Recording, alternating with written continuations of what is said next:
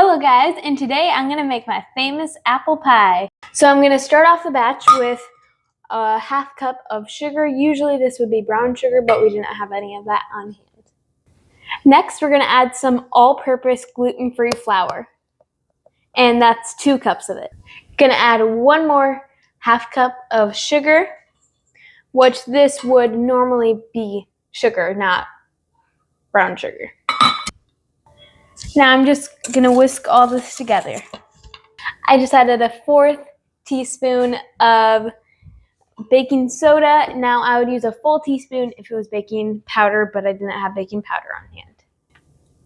Next step is about a teaspoon of cinnamon, but I just like to wing it on this one. Whisk all that together. Now I have a half cup of water that I'm adding into here, and I like to switch to a spatula for this because this gets a little hard to clean. I'm putting in 2 duck eggs. We just can't have chicken eggs, so you can use those if you want. Chop in the egg yolks, and then I'll mix it all together. Oh, and also, sometimes I like to add a little bit more sugar. That's just my preference, but you can do whatever. Okay, this is what the batter looks like. If it sticks to the sides, that's fine. That's what it's supposed to do. Now you're going to start making the apples. Okay, I have 5 apples to do. These were from our tree. I'm going to wash them, peel them, and then dice them. I'll show you how it looks diced. These are what the apple chunks look like.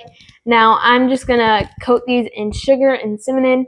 You can really put as much as you want or as little as you want. It all depends on the apples you get. Some apples are bitter and they need a lot.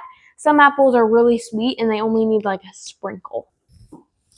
Okay, we're going to put these apples aside and grab our batter. Okay, you can either grab parchment paper or wax paper, lay that down, and then sprinkle a ton of flour over it. Spray a mini cupcake pan. Oh, and preheat the oven to 350 degrees.